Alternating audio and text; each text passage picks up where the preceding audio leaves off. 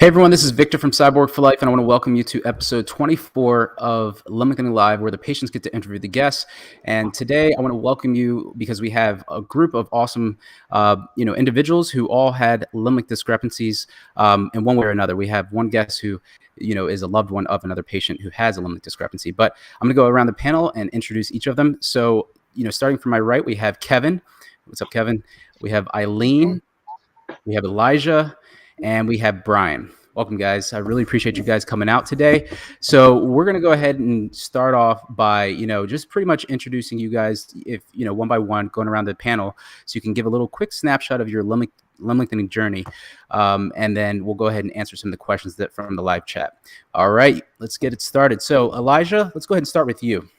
So tell us a little bit about your limb lengthening journey. I know you had a discrepancy. Just tell us about like how much your discrepancy was, how long you had it, the type of struggles you had, where you got it fixed, and which bone you got lengthened.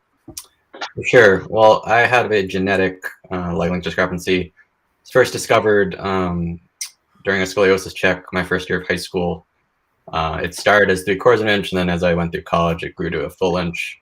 So nothing like some other people's, but even with just an inch, it can really screw up your life. I had lifts in all my shoes, orthotics, the whole deal. Would always get injured, and it was just a pain. So when the pandemic rolled around, I kind of looked into the surgery a little more.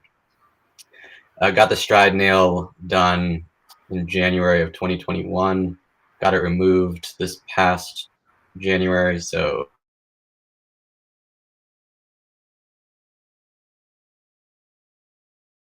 in some ways a lot easier than I expected. Other ways it's definitely what you expect it to be. Because mine was only 1 inch, I was actually able to, start walking and moving around pretty well about 5 or 6 months after the original surgery. And then the removal surgery, I've been really surprised by just how great that's gone. I kind of prepared myself for it to be a nightmare, but it ended up, I was walking the day I got home from the hospital, so that was unexpected. I think with the removal, a lot of it just depends how experienced the doctor is on taking it out, because that'll really just determine how much bruising you have.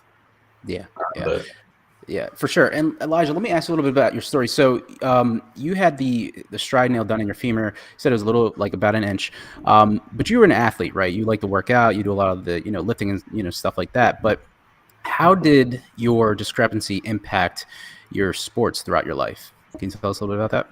Yeah, it was a real big pain. Essentially, I'd be, I play ultimate frisbee and basketball. So for basketball, it's tough to play in a lift, and then when you're running in cleats, it can be really tough when one leg's shorter than the other. You're kind of every other step's a little slow. So yeah, it was a big pain, and then obviously I developed the back pain that I know a lot of limb length discrepancy patients get. So I was kind of figuring that if it's this bad after a few years playing sports at the high school level, I can only imagine what it'll be when I'm older. But yeah, it was definitely a big hindrance to my athletic career. Right, for sure, man. Well, you just had the removal 2 weeks ago. How are you feeling now that it's 2 weeks after the removal? Is it like a rapid recovery? Do you feel like the pain has went down, subsided, and you're kind of like, you have a very optimistic, outlook on full recovery? Yeah, I'm overall really glad I went through with it. I got it done, the removal, on January 19th. Today's February 3rd, so just about 2 weeks ago.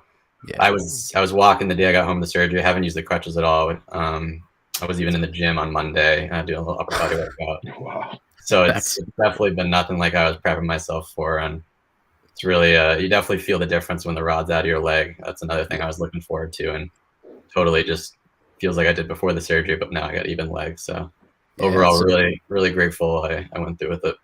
I'm so happy you did too, man. I know we were discussing this last year and you were wondering about it, but you're on the other side now, so it's all no looking back. Let me ask you one more question. So like we said, you're an athlete. What type of athletics do you do? Do you just kind of lift weights, or do you kind of like also do a lot of, cardio stuff too? Yeah, so I play ultimate frisbee competitively, and then I lift weights. So you lift weights, okay. Yeah, so you have lots of agility and, running around and stuff like that. How do you feel that, have you started running yet? Not yet. Have not. I was, my doctor said I'd be able to run 8 months after the first surgery. That seemed like kind of a lie. I was not able to run I had my femur lengthened, so I was not able to run the entire year of the recovery without pain, because I would feel the screws in the femur. but now that's out, I think I'll be running in about 2 weeks or so. So looking forward to that. Yeah, yeah. I always tell people like about a month after you finish your removal is when you start to kind of get back your, that feeling of running and stuff like that. Very cool, Elijah. Awesome. All right. So just so everybody knows, Elijah has to bounce around, 6:30. So, which is in about 15, 20 minutes, but we're gonna go around the panel here. But if we have any time at the end, we're gonna have him answer some questions, or if you have questions, send them to me and I'll get him to answer it and he'll send it back to you. So we're gonna go to Bryan next. Bryan is a very well-known limb discrepancy patient within the limb lengthening community. He has his own YouTube channel. I think it's called Pulling My Leg. The link is below the description of this video. Bryan, your story is no, secret. It's out there. But just, give us a quick snapshot of, what your process was like. Sure. So maybe I'm on the other end of the scale as Elijah, a little older. I was 47 when I did mine. So I lived with that discrepancy that Elijah talked about from about 18, so about 30 years. So I had an accident. So I wasn't genetic. Had an accident when I was in my teens. Ended up with a growth spurt when I was about 18. It came in one leg and not the other. So that put me into that situation. And like Elijah said, it's kind of a pain. Your body adjusts to some extent, but doing sports, I was pretty active. That was how I got into the problem in the first place. But really my activity ramped down after, I did less and less as time went along. The back pain got a little worse and worse, but I dealt with it. I looked into the Ilizarov. They say multiple ways. But I looked into that, probably 20 years ago and just decided it wasn't for me, too intensive. And so didn't go through with it. But in about 2 to 3 years ago, I found out about this latest thing and I have no regrets. No regrets at all. So you can look at my story, but I did it in September of 2020. And about a month to grow that inch discrepancy, much like Elijah went through. Didn't have any major problems at all at any point. A year later, got the rod out. So it's been a little over 2 years and a couple months since I did it. I'm totally past where I was 2 years ago. I hike. I probably did 75 miles of hiking last month, up mountains, hills in our area. So I hike. Every Saturday I go out and hike 10 to 15 miles in the hills, and it's glorious. It's absolutely glorious. It's glorious. To have that shoe gone. That shoe was, as Elijah talked about, those of you who have that discrepancy, you know what that shoe's like, and those of you who are just maybe increasing your height with lifts in both shoes, they're no fun, right? So it's them gone. Yeah, that's awesome, Bryan. And like you said, you're back to like hiking and stuff like that. That's going up, unbalanced terrain. Now that you have balanced legs, the pain, how's your pain now? Is it completely alleviated? It's completely alleviated. Yeah. I'd say my leg's definitely stronger than it was when I started. Wow. Definitely, no doubt. I'd say my balance, I'm still working on. I'm still biomechanics that I'm working on, literally the heel to toe after 30 years of kind of, you have a rocker shoe for 30 years, your leg I naturally would swing it a lot more than just a normal, like the heel to toe thing. So that's kind of why I like doing hills, is because it really forces that. Yeah. I got zero regrets. That's awesome, man. That is so cool. All right.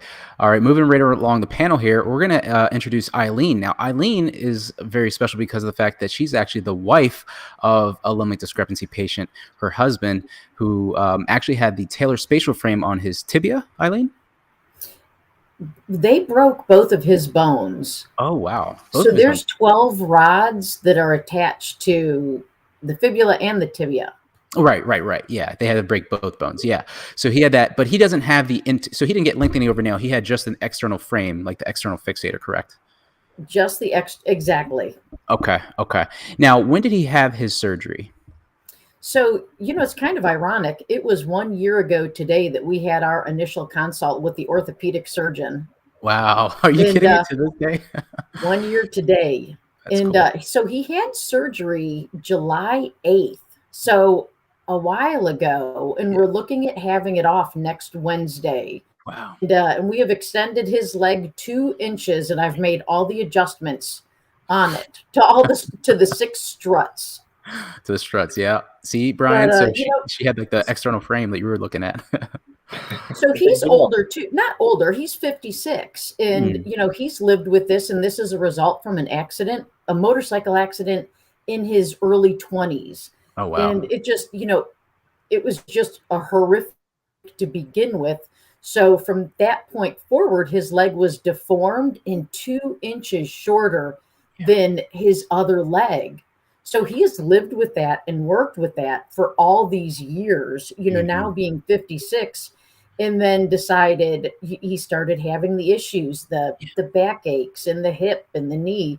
And so we looked into it and he did it. We did it. Yeah. And it's been an Yeah. adventure.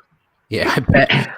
So when did he notice the pain? Was it like, at a certain age that he's like, oh my gosh, this is starting to hurt me. I know what it is. Did he get a shoe lift? What was like kind of his remedies until he had the surgery done?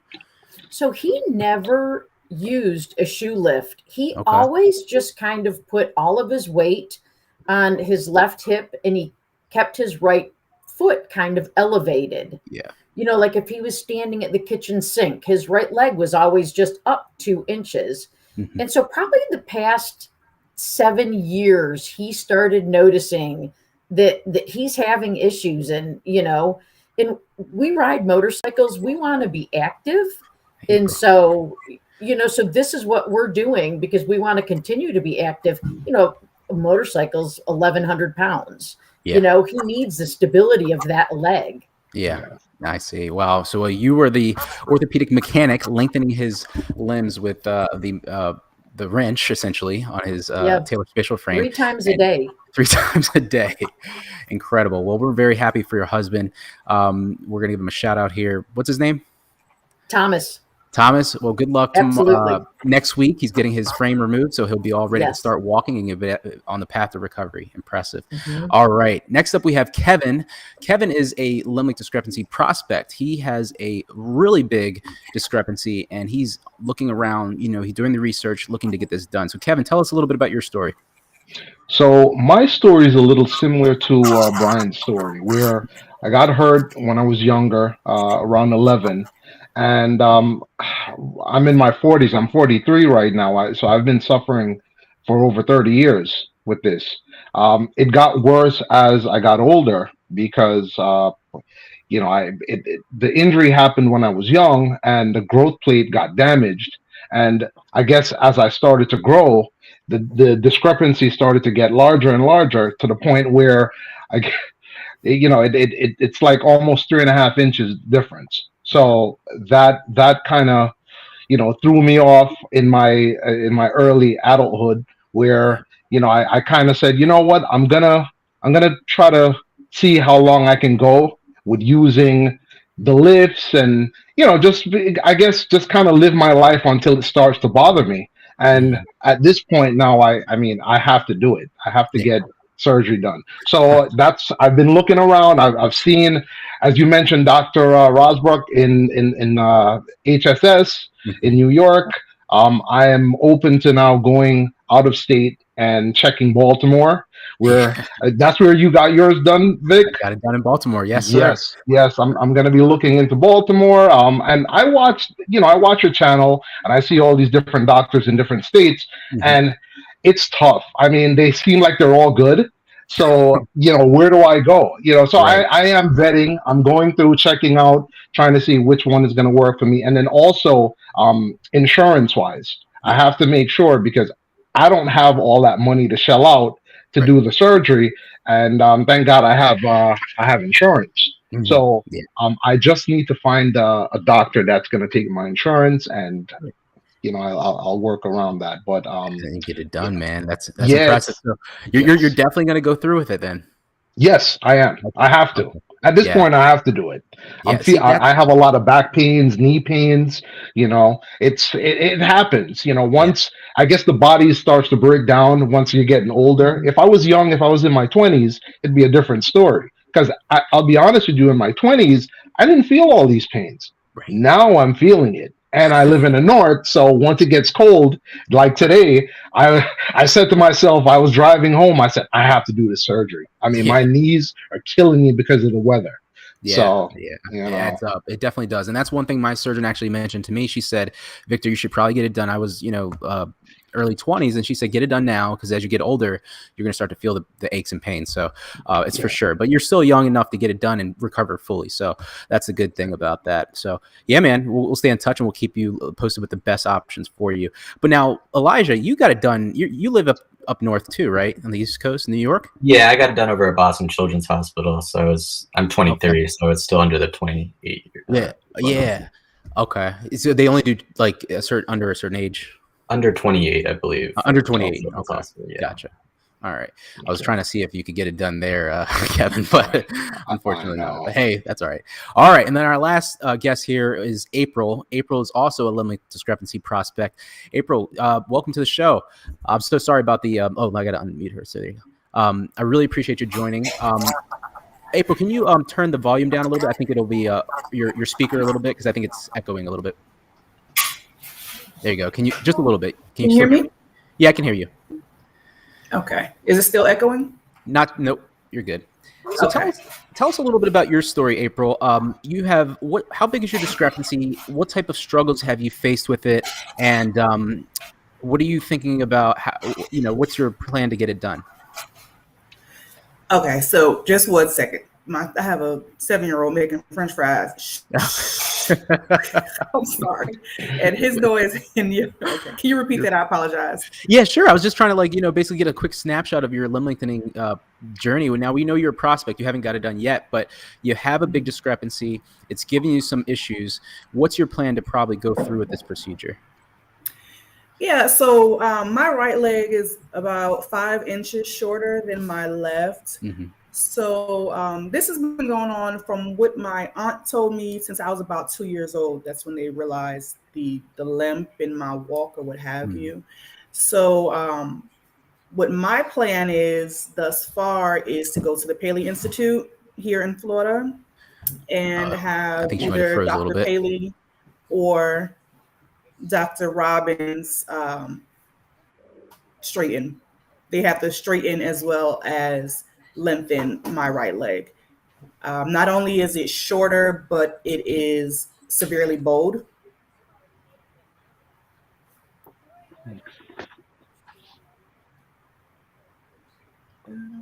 Can y'all hear me? Because it's like we can hear you. I think Victor's frozen. Okay, everybody looked frozen for a second. I'm sorry. Yeah. So I visited the Paley Institute in September of last year, and come to find out, when I was younger, Dr. Paley, when he was in Baltimore, was actually supposed to work on my leg as a child, but for some reason it was never done. So now my plan is we're moving to West Palm in April, and I've got a job with an extremely lucrative company, so I will have the finances to take care of the surgery. And I want to say next year, summertime. Thumbs up, next year, summertime. I'll be getting it done. That's great. April, how are they planning to do that? Have you consulted with them at all? Will it be the femur or the tibia or both, or how will that be? Do you know? You said, how are they planning to do it? Yeah, will they be lengthening the femur and the tibia, or do you know that much yet? So what Dr. Robbins explained to me, what they'll first do is plantar my right foot, because I've been walking on my toes so long, my foot has curves, I guess, to enter my right foot, get that straight and flat, and then from there they'll begin the lengthening process. And is your discrepancy in your upper leg or your lower leg, or both? Are both of them affected? It's actually both. It's okay. Both. It's about 4 or 3 and some change, just about 4 in my fibula. Got it. I'm not trying to dick over for Victor here, but I don't think Victor's with us. I know. You're doing a good job, Bryan. He's frozen. Wow. And do you lift your shoes April? How do you currently manage? Yes, I do have a lift. Mhm. I do currently have a lift. It's actually shorter than the actual discrepancy, being that I did not know. I always thought it was 3 3/4 of an inch. But when I went down to the Paley Institute, I actually found out, no, it's closer to 5. So that's why you still, walking with a worse limp. But even with the lift, I've had a lot of hip problems, back problems. Lately, I've realized my left rib cage is kind of poking to the left, if that makes sense. So I know it has to do with scoliosis. So I'm thinking I need to probably get a brace to help with that in the meantime. Should we take a stab at some of the chat questions? Yeah, do we have? Some of the stats, if anyone had any complications during the surgery. I myself did not. Yeah, I didn't have any either. It was interesting, Elijah. You said your rod removal, and Elijah and I have talked before a little bit, but your rod removal was a piece of cake. Mine was harder than I thought it would be. So I guess no complications. It was just harder. But it sounds like maybe during my recovery in the first year, it sounds like I didn't have as much discomfort as you did with the screws and the nail and whatnot. Yeah, I think I was more just trying to. I mean, my doctor said he had patients that played soccer with the nail in, so I was like, okay, I can go play basketball. But I was playing basketball a year and like playing 3-on-3 and pickup and stuff, but it would just, the nails would hurt. But on the removal side, I think you mentioned one of your videos that your doctor hadn't done too many patients before you. Is that right? I mean, he doesn't do as many as some of these big shops do. That's for sure. But I think that might have been part of it. I think it probably just takes so many repetitions to get it out without having a lot of bruising. Interesting. I need you to Yeah, I had a good amount of bruising. Yeah, my doctor Bryan, was. Sorry, go ahead. Sorry, go ahead, Kevin. No, I had a question for Bryan, but go ahead, finish. You can finish. Oh no, I was just gonna say, I had a very experienced doctor over at Boston Children's. He has done like more than anyone in the Northeast, pretty much, because it's pretty common in the children's hospital. So I think it's just the experience of the physician equals the amount of bruising you have. Yeah. So Bryan, I wanted to find out when you went into consult, did your doctor have any, or did you have any concerns about age? Because I know, what age did you get yours done? I was 47. Okay. I'm 50 now, or just about. Okay. But I'm with, I'll just say it, I'm with Kaiser, which is a large HMO.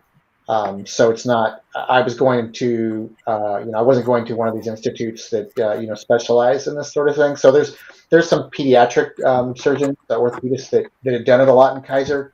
Right? One I talked to like 20 years ago. But I dealt with a trauma surgeon. We're doing a lot of camera switching. He did do some training. Basically, his internship was with a bone reconstruction specialist, so he had quite a bit of experience, and he does do this sort of thing with Kaiser, periodically. So I mean, I'm not the only one he's ever done, that's for sure. But it's just not one of these large shops like the Paley Institute. Okay. Concerns wise, I went to the first doctor I saw. He told me I was crazy. You're crazy, shorten the other leg, and then I told him he was crazy. And then I went and found a doctor who was a little bit more experienced there and went through with it. Okay. So with your age, Bryan, was it harder for you to heal? Because I'm closer to 40 than I look. I would say, I think Elijah's probably right. As far as the bruising goes, maybe a more experienced doctor might be able to do less bruising, or whatnot. But on the other hand, I bruise a whole lot easier than I did now than I was when I was in my 20s, right? Yeah, we can hear you, Victor. You're back. Oh my gosh. I'm so sorry. All right. I'm so sorry about that. But go ahead. Finish what you're saying. Yeah. So anyways, April, yeah, I would say, I did just fine at age 47. I'm hardly Victor in my workout routine, or Elijah. I'm not a sloth, but I'm also not a fitness guru. And I held back doing a lot with my discrepancy that I really wanted to do. Right. But I was able to do just fine with it. I mean, really, the growth process itself. Someone asked on the questions, how was the growth for an inch? I don't know, Elijah, if you can, comment. There was only like 1 or 2 days in my journey of the actual growth itself that was very painful. Outside of that, the other 30 days of growth were really not that bad. What was your difference? Yeah, it was more. I was an inch, a little over an inch. Okay. Yeah, we were both an inch. For me, the discomfort was, it was mainly just tightness that first couple months of lengthening. Obviously, we just lengthened for a month, but then the next couple weeks of just the leg just feels pretty tight. But the body gets used to it pretty fast, and after a few months, it's pretty much gone. But it's much different for 3+ inches. Yeah. I would say anyone considering it with just an inch discrepancy, a lot of times you might think, is it really worth it? Do I need it? But I would definitely go through with it, even if it's just an inch. It really makes a huge difference. And it does. And I actually do have to dip out. I was just about to say, Elijah, it's time for you to go. So, guys, I want to thank Elijah for coming on. He'll be back later this summer. He has a special app that's going to be releasing. I think it'll help you guys out. So, Elijah, thanks so much, man. All right. I think he's can you guys still hear me? Yes. Yes. Okay, cool. All right, Elijah. Thanks, Victor. See you guys later. Thanks. Okay. All right, guys. So what we're going to do now, I'm sorry for the little hiccup here. I think I'm having some sort of technical glitch here. But anyway, we're going to go through and answer some of these questions that we have in the live chat. So let's see here. The first question that we have here, first off, we have Thorfinn, saying hi to all the LLD patients here. Okay, so Eileen, this is a really good question for you. So after the surgery, how long did your husband have to stay in the hospital? Was it the typical 3 days that all limb lengthening patients do, or did you get to discharge a little early because he had you? So believe it or not, it was supposed to be a 4-hour surgery, and we were supposed to go home the same day. Wow. And I was not comfortable with that at all. He was groggy. They expected him to be on crutches. How are we supposed to navigate this? If he goes down, I can't. So and the surgery wound up taking like 5 hours. So wow. they allowed us to stay in the hospital overnight, and we left the following afternoon, and he was awake and he was alert and he was ready to use the crutches. And so that was much better. I thought it was nuts though when they thought we were going to go home the same day. Yeah. But the funny thing is, Eileen, it's not actually unheard of. Most patients, even I, had to stay in the hospital for up to 3 days. I think, Bryan, did you too? Yeah, I was there 2 nights. 2 nights. 2 nights. Okay, yeah, I think I left on the 3rd day. Yeah, so most patients will. So April and Kevin, if you get it done, just expect that you're going to be in the hospital for a few days. So I hope that answers your question, Benjamin. All right, next question. Let's see here. So is it possible for an alone person, or do we need a nurse or something? So obviously, Red Fighter, this is a limb discrepancy, so you will be able to get around with a walking assistance a little bit easier because you have one good leg. The only thing is that you will be, like Eileen said, really groggy and out of it for the first few weeks. I think Bryan can talk to that a little bit. How'd you feel right after the surgery for the first week? Pretty miserable? Yeah, wasn't a great time. I mean, it wasn't. You need help. I'm not going to say it was unbearable. You just need help anytime you have. You got a broken leg. I know there's a rod in there. You got a big incision. So lifting your leg, those incisions are going to hurt, that sort of thing. So Eileen, you can talk. You were the assistant, but my wife would help kind of swing my leg off the bed and, kind of help me in and out of the bath, shower, that sort of thing once I was up to that point. Yeah. Right. I made all of the adjustments to the struts. Like, it's not something that Thomas could have done himself. I also cleaned every single pin site. I have been for once a day. Well, in the beginning, it was twice a day, and then once a day, which he would not be able to get in and around all of the pin sites. So I would say, yes, you do need somebody, and like, he can't make food and get it from the stove Right. to the kitchen table. You can't carry anything if you're 100, with using crutches. Yep. 100%. And Yeah. coffee in the morning. Yeah. It's like, Coffee. yeah, and, anything really. No, it's true. It is so true, Eileen. It's still tough. very difficult, and it's almost a little bit tricky because if you have, let's say, bilateral lengthening done, both legs are gone. You got to be very careful. But if you have one leg done, you got to be even more careful because you might forget, I have one. That almost happened with my arm. I had a surgery for that recently, and you kind of almost like, and if you put that leg down, you could cause some damage to it. So Kevin and April, that's one thing to kind of watch out for if you get this done in the future. Now, I know that I was kind of off stream for a little bit. Did you guys get to answer this question? I threw it up, but I was kind of like frozen. It's from Benjamin, and he's asking, how did you guys feel when you had that discrepancy? And I want to kind of go over to Kevin and April. I know Kevin touched on this a little bit earlier when we were introducing him, but Kevin, you said your back, your joints are really bothering you. Do you feel muscle, imbalance as well? Like, do you feel like more muscle development on one side due to the large discrepancy that you have? And April, you can take this after him. Well, what happened was I had surgery when I was younger to put. Okay, let me rewind. So I had a skiff. You know what the skiff is, which is a slit capital femoral. Okay. Yes. Right. So it had to be pinned when I was younger. So the doctors went in, they pinned it, and literally it was like a foot wide incision that they put there, and they had to cut through a lot of muscle. So they ended up pinning my hip, and I lost a lot of muscle there, believe it or not. And I even when I went to go see Dr. Rosbrook, he had me see another doctor to make sure that in order for me to do a full reconstruction, because they had to also do a hip replacement on me.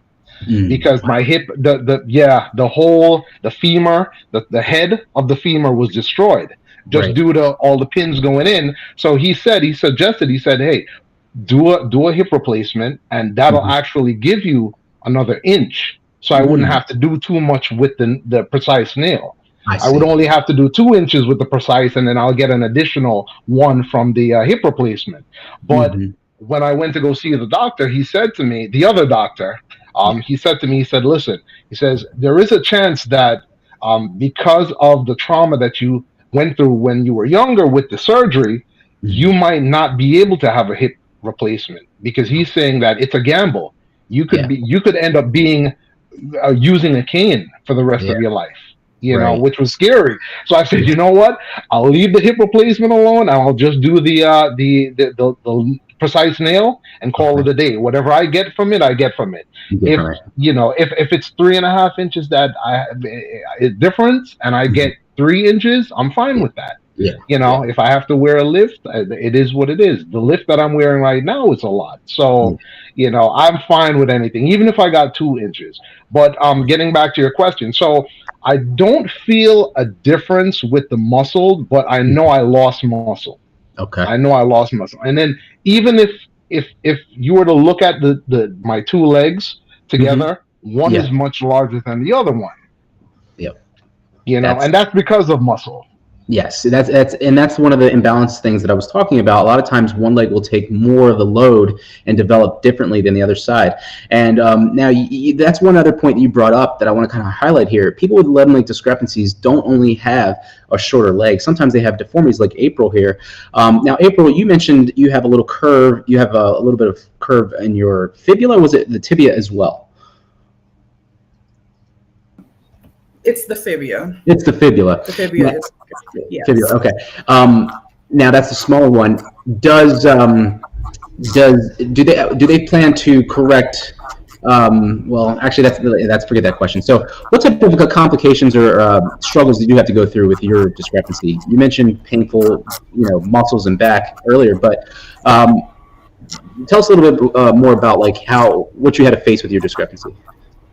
Trying to pull up something. What I have to face, as I believe his name is Kevin was saying, the older I got, that's the worse the pain became. I'm 38 now. Okay. I still look good, but I'm 38 now, and as I was saying, I'm realizing now, like everything is hitting me at one time. Okay. Knee, ankle, hip, lower back. My left rib cage is starting to poke towards the left. Yeah. So everything hurts. Literally everything hurts, and I don't really sleep. Yeah. So I have to get this done. I know, and I love that you say that everything hurts, and what I call it is the cascading chain of pain. And your husband might have found this out, Eileen. I know Bryan had it. Is that one joint isn't the only joint that hurts? It runs up that whole side. Like for me, I know that I did a lot of sports, track and field when I was in high school. I did a lot of weightlifting, throughout high school into college, and it was my ankle, my knee, my lower back on that side, and even to my neck. And I would feel aches and pains, and I was like, "What is this?" I could wear shoeless, but once that shoe lift came off, when I was in the shower or on the beach, it was problematic. So it's almost like even the slightest bit, your body will notice it.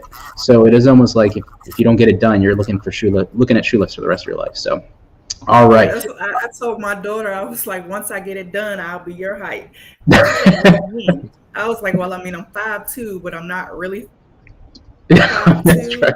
She was like, I don't get it. I don't get it. I was like, okay, whatever. You'll see. She'll see. Yeah. She'll see the grow. All right. Okay, so next question we have here. I want you to take this one, Bryan. So can we keep the rod or the nail inside the body forever? Is it necessary to remove them? I've seen some discussion on that. I don't know. From the precise nail perspective, they certainly recommend you get it out. I think one of the things they say, and from a recommendation is, since if you ever had any trauma in that thing, then you'd have loose parts all over in the body, if you actually got in an accident or something like that.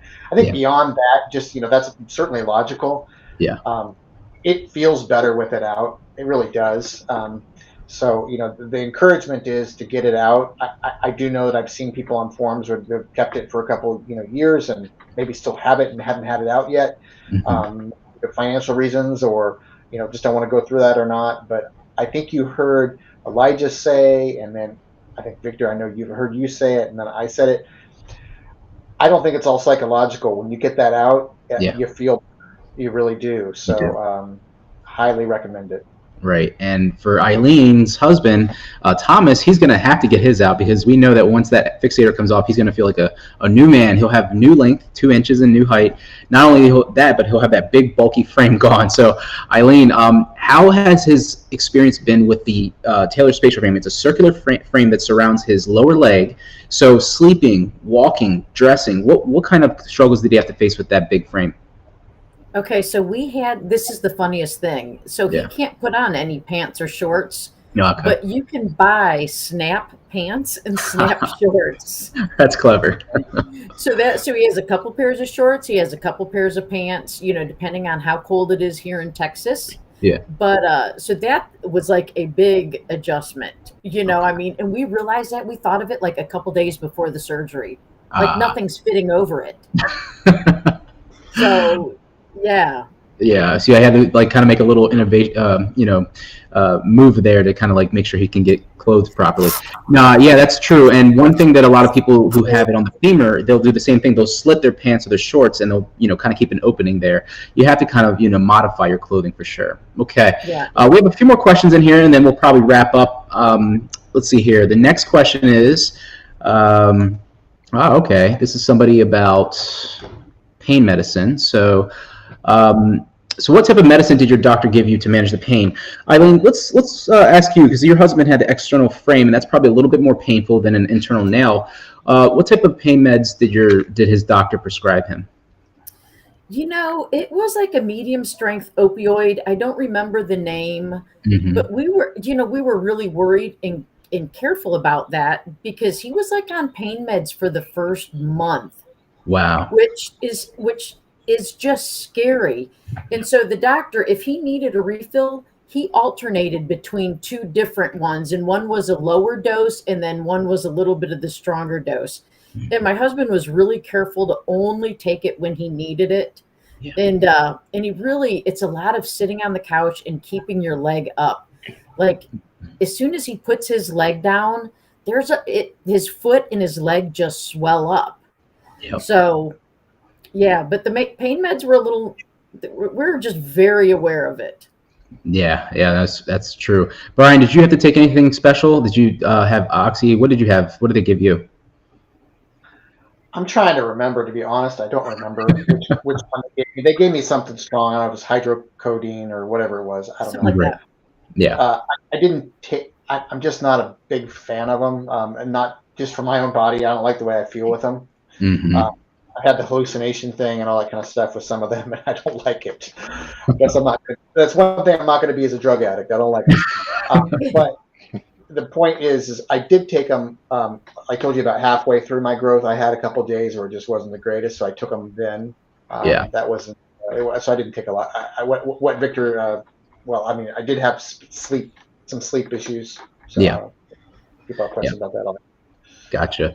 All right. So we have a few more questions here. Then I have a few questions for you guys, and then we'll wrap up. And so let's see here. So did you guys also grow taller than your previous height before the surgery, like cosmetic people did? So everybody here, a lot of people on the YouTube, they're all about getting taller. So I know that I did. I got a boost in height. Obviously, it makes sense. You're only as tall as your shortest leg. So when you do measure your height, I know a lot of us weren't concerned with our height. But April saying that she's going to be tall as her daughter, and Kevin, you're going to get a huge boost in height as well. And Thomas, Eileen's husband, will probably be able to see that he gets a little boost too. It's just a fact, so there you go. All right, another question here. And Kevin, you want to take this because you said you've been looking into the HSS. Guitar Tuner is asking, did insurance cover all your procedure costs? Now, it did for me. I think it did for Bryan as well. When you went to the HSS, and April, you can answer this after him because you went to the Paley Institute. Let's talk about insurance and coverage because you guys have a large discrepancy. You're saying that the insurance isn't covering this procedure there, Kevin? Well, I saw Dr. Rosbrook, and what I spoke to him regarding, I didn't speak to him about insurance. I spoke to him about the procedure. He was, he said to me, listen, we are ready when you're ready. He says, if you want to do this in the next 2 months, just go schedule it and let's do it. And I said, okay. So I went to the front office and I spoke to the lady in the front, and she told me, she said, listen, unfortunately, Dr. Rosbrook does not take insurance. Everything is out of pocket.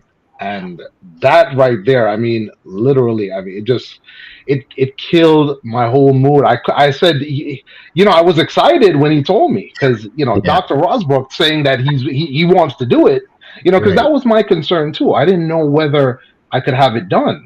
And when I explained it to him, he said, yeah, well, let's do this.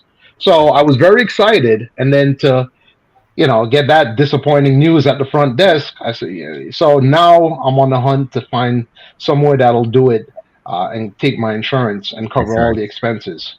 Right. That's smart. Yeah, because this is not a cheap procedure by any means.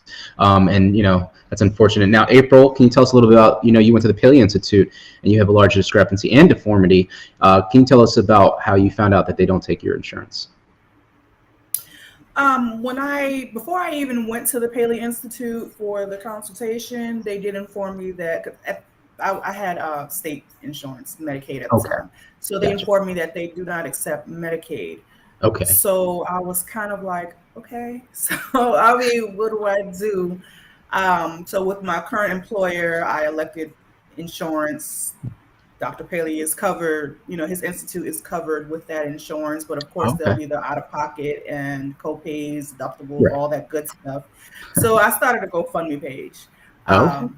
It hasn't really done much of anything, if anything at all, but I did start a GoFundMe page to see if I could get that assistance. And maybe that's a good idea for you as well, Kevin. If you guys want to send me links for that, I'll put it below this video. And any people who are really touched by your stories and they want to donate, they can do that. So send me your links after this show via email, and I'll go ahead and edit the description below. Now, Eileen, can you talk about your husband Thomas and insurance? Was his procedure covered by insurance? Because he had a pretty large discrepancy as well. 2 inches is pretty severe. A hair over 2 inches. And so we still had to meet deductibles, and but after that, it's covered. Now we're in a new year, so removing all of the hardware is going to be a whole nother story. I'm sure we're going to have a chunk. Yeah, there will be a little chunk there to meet that deductible. Yeah. Okay. Gotcha. The insurance did cover it.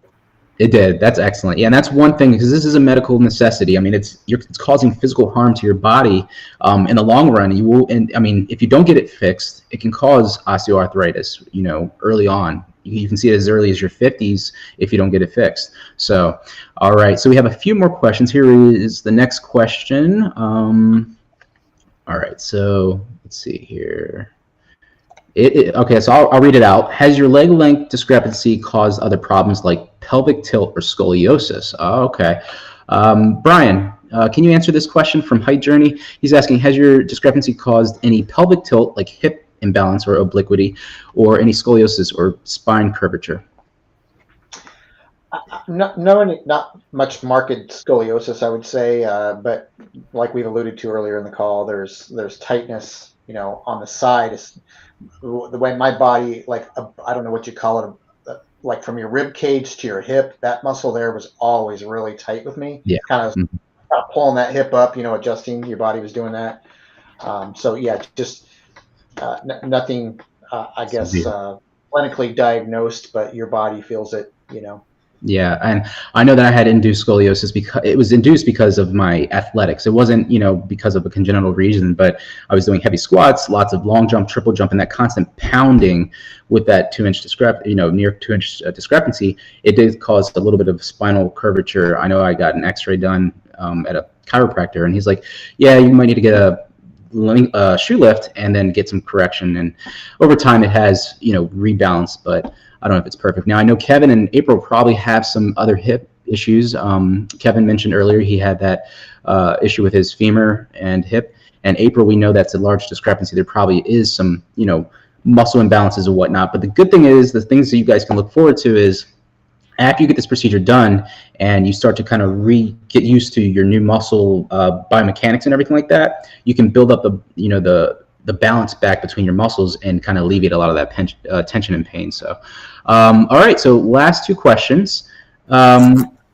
This is a question. Yeah. Were there a lot of muscle spasms after you had the surgery, like Charlie horses or things? Great question. Yes, there weren't necessarily muscle spasms, but there was actually muscle aches, and it was because of that imbalance. Because I got, all of a sudden I went from where it was to being taller, on that side. So everything that was being compensated for, before the surgery was now all of a sudden alleviated. And my body's like, hold up, wait a second, let's get used to this, because your body notices every little fine, minute detail. So I go up by 4 centimeters or whatever it was, and all of a sudden all these muscles start to kind of have to readjust. So it lasted for about, I think, anywhere from 6 to 8 weeks. I started to kind of work out again, get back to cardio, start to practice my new walking gait, because that's going to be something different. You're going to walk different, completely different. So what you're walking like now, it's going to be different. I remember at the time I came back from college, and my dad, I remember he was looking at my walk. He's like, "Oh yeah, you look different after I got the procedure done." Bryan, you can probably talk about this. Did you notice that your walk was a little different now that you got your lengthening done?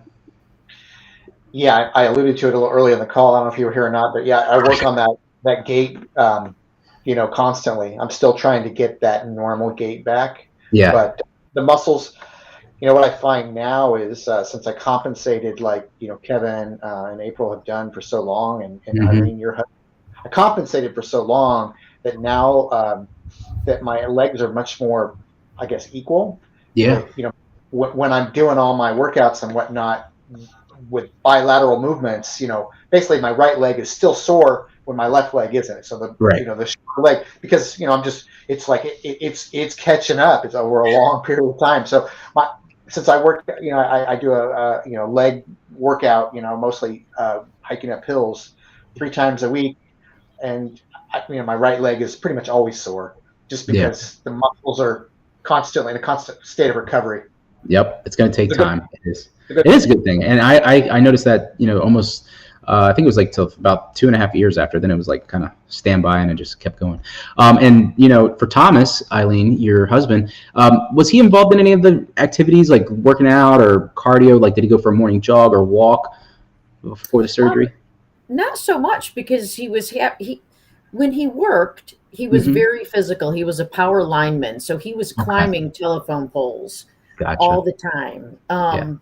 And that's when everything started just kind of hurting and being being more painful. So he's put on a little bit of weight because he is less active, but we really don't know what to expect after he has the halo removed and what it will look like for him and what physical therapy will look like. Right. Yeah. Yeah. And I think that, he'll need to do some physical therapy and just kind of get active to get used to his new body and everything like that. Okay. So we have one more question. I think I'm trying to find it in here. Let me just read it out and I'll find it on the chat. What are your daily routines? Do you usually do inside and outside after surgery? Okay, Bryan, let's let you take this question first. I'm going to pop it on screen, but he's asking about you mentioned hiking for your outside activities. What do you do inside? You have a desk job, right? Yeah. I mean, I'm not probably the best guy to talk to about this sort of thing. I just try to be as active as I can. I'm not a guy at this point. I don't really like to go to the gym, so I do my stuff outside. Okay. And I live in California, so not to rub it into y'all, but it's 65 degrees outside, and I can still do that, right? So that's maybe April, you've got that in Florida too, right? But yeah, I mostly just do outside stuff, and I don't do anything. I'm not a big it'd be better, I'm sure, if I did more, but I just stay active. That's awesome. No, just staying active is the key. I mean, you're doing fine. All right. And April, do you or Kevin, do you guys do anything now for like physical activity, or do you just kind of like, does the pain of your discrepancy affect that too much? For me, younger years, it was not a problem. I didn't notice anything. I had no idea, everything, as I said earlier, everything aches. Like I can get up and sweep the floor, and 2-3 minutes into sweeping the floor, it's like my body's like, sit down. Yeah. And, I remember. Relax your muscles, sit down, and try again. Yeah. So yeah, I have had that. Yeah, no, that's what it is. And I remember saying that it was hard for me to kind of even do the simplest task of just standing up for a few minutes of doing like house chores. It was painful. So, and Kevin, do you notice that as well for yourself, or was it like, is it after like a few minutes you notice like, man, like if you didn't have your shoe lift on? Yeah. Well, now that I'm getting older, I feel it.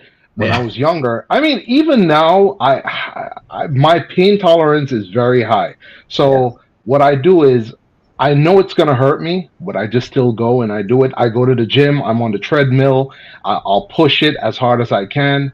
And what happened is I have a fused hip. And what tends to happen is my lower back does most of the work. Right. So when I walk, it's not the actual hip that's moving. It's not the femur that's moving back and forth. It's actually my lower back that's bending, going back and forth. So that's why I think I'm getting a lot of lower back pain. And that's why the doctor mentioned, he said, hey, you might want to think about doing a hip replacement. This way you fix everything. You'll get your movement back. You won't have any back pain. But I work through it, Vic. Literally, I go to the gym. I'm on the treadmill. I put it at an incline, and I do what I have to do. And I mean, even walking sometimes can be very painful. And I try to explain, like when I go out with my wife, I tell her, I said, listen, I can only walk so far before I'm gonna have to take a break. And she understands now, and she can see it on me. Like I really go through hell. And when I get home, I'm sitting there popping Advil and just trying to recover for the next day. It's tough. It's very tough. That's why I need the surgery. I need to do something. I have to do something. Yeah, your words are echoing true to all of us here. Yeah, I've noticed that as well. Yeah, go ahead, April. I'm sorry. Yeah, I've noticed that as well. Even simply walking, around Walmart grocery shopping, I have to stop in between aisles to like stop the muscle because my back will start spazzing, just to let my back calm down and then get back to finishing what I was, originally doing. So I definitely understand what you're saying. I'm going through the same thing now, but we're happy for grocery app. It's like a lifesaver, but it's like it kind of makes me lazy at the same time, But yeah, I understand what you're saying, because I go through the same exact thing. Yeah, and Eileen, did Thomas? He faced a lot of the same struggles as well, right? Like, I mean, you mentioned that he was a power lineman, but would he notice the same thing with his lower back and like joints as well? Yes, and we have spoken to the orthopedic about it. Yeah, but he says that he might have issues with his knees and his hips. I mean, wow. And he said, and we'll deal with it as it comes. But because everything has been out of alignment by 2 inches for the far majority of his life. I mean, we're just not quite sure what it's going to look like. Right. I'm so glad you brought that up, because I actually do notice that. I know that I had my discrepancy for 23 years before I had it done. And my left meniscus, the knee that was shorter, took a lot of stress, from doing squats and stuff. And I do have a partial tear in that meniscus because of it. So we do have to live with these residual effects long term. But I think that if we can alleviate the main acute pain, the pain that bothers us every day by getting this done, I think Kevin, April, even Bryan, and Elijah from earlier was mentioning that it was worth it. It's worth it in the end. Absolutely. And I think Thomas is going to find out that once he starts walking next week, he's going to find like, oh my gosh, I'll deal with it as it comes, but like this is so much better. So he'll be active again. Like he wasn't that active. Exactly. It drains something from him. He said to me, he's like, will you walk with me in the evening? And I'm like, I will stop whatever I'm doing and walk with you whenever you want to. He wants to be active again. 100%. Yeah, that's the key. That is the key of this procedure. Yeah. So I'm so glad that we heard you guys' stories. Well, guys, that's all the questions that we had in. Everybody in the chat that's watching live, if you don't mind, just go ahead and show these people some love if you're here for Limb Length Discrepancy. Sorry about the little technical glitch earlier, but the live stream replay should be up later, and you can watch that. Bryan, thanks so much for manning the chat for me earlier and holding it down. But I want to thank Bryan. I want to thank April, Eileen, and Thomas, and Kevin for coming on, as well as Elijah. He had to bounce a little early. And Bryan, we're going to post your YouTube channel link below this video, and you guys can reach out to him there. If you guys have questions for any of these participants on here, send me an email at victor@cyborgforlife.com, and I'll relay it to them, and then I'll get your answer for you as well. I really appreciate you guys coming on kind of last minute. Maybe we'll do this again for April and Kevin and all of us, sometime in the future when Thomas is fully recovered. And Bryan, you're always a mainstay. You're kind of a legend of Limb Length Discrepancy, so you're always going to be back. We're always going to pull you back. So.